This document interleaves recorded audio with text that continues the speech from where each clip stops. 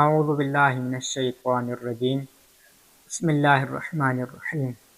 ملائک کن الفاظ کے ساتھ خدا کی تسبیح کرتے ہیں؟ اگر وہ تسبیح آپ یا ہم کریں تو کس طرح کریں؟ کن الفاظ کے ساتھ وہ تسبیح کریں؟ یہ تسبیح بیان کرنے سے پہلے ہم بیان کریں گے کہ اس تسبیح کے پڑھنے کے کیا کیا فائدے ہیں، کیا کیا اثرات ہیں اس تسبیح کے پڑھنے سے۔ سب سے پہلے اس تسبیح کے پڑھنے کا جو فائدہ ہے وہ یہ ہے کہ جو بھی بندہ اس تسبیح کو پڑھے گا وہ ولایت اہل بیت علیہ السلام پر ثابت قدم رہے گا، کیونکہ قیامت کے دن جو سب سے پہلا سوال ہوگا وہ ولایت اہل بیت علیہ السلام پر ہوگا۔ جو بھی اس تسبیح کو پڑھے گا وہ ولایت اہل بیت علیہ السلام پر قائم رہے گا۔ اس تسبیح کو پڑھنے کا دوسرا فائدہ وہ یہ ہے کہ جو بھی بندہ اس تسبیح کو پڑھے گا زمین اور آسمان کے دروازے پروردگار عالم اس کے لیے کھول دے گا، یعنی رزق کے دروازے، برکت کے دروازے، رحمت کے دروازے اس کے لیے پروردگار عالم کھول دے گا۔ تیسرا فائدہ اس تسبیح کا یہ ہے کہ انسان کی زندگی میں سکون ہی سکون ہوگا۔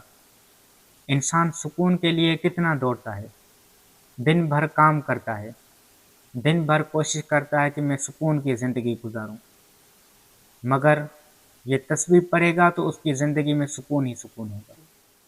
چوتھا فائدہ یہ ہے کہ اس تسبیح کے پڑھنے سے انسان کے گناہ بخش ہو جاتے ہیں، چاہے جتنے بھی گناہ ہو اس تسبیح کو پڑھنے سے پروردگار عالم اس کے گناہ بخش کر دے گا۔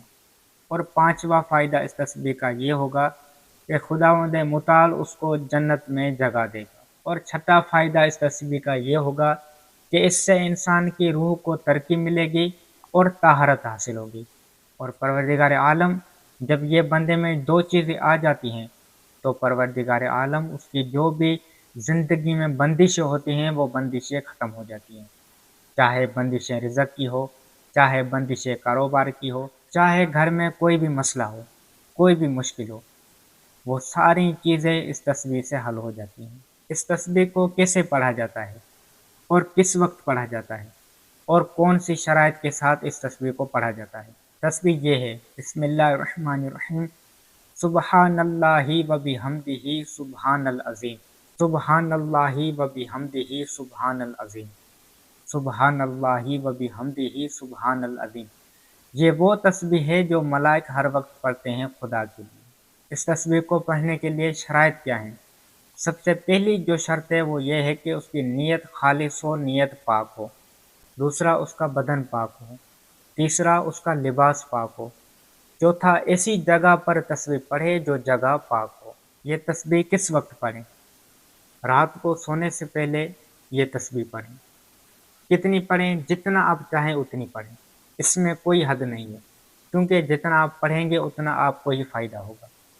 تو بہتر یہ ہے کہ رات کو سونے سے پہلے اس تسبیح کو پڑھیں، پھر جتنا چاہے 10 مرتبہ پڑھیں، 20 مرتبہ پڑھیں، 40 مرتبہ پڑھیں یا 100 مرتبہ پڑھیں، جتنا آپ پڑھیں گے اتنا آپ کو ہی فائدہ حاصل ہوگا۔ سبحان اللہ و بحمدہ سبحان العظیم۔ کوئی بھی پریشانی ہو، کوئی بھی مشکلات ہو، ہر حاجات کے لیے آپ یہ تسبیح پڑھیں، انشاءاللہ آپ کو فائدہ ہی فائدہ ہوگا۔ التماس ہے دعا۔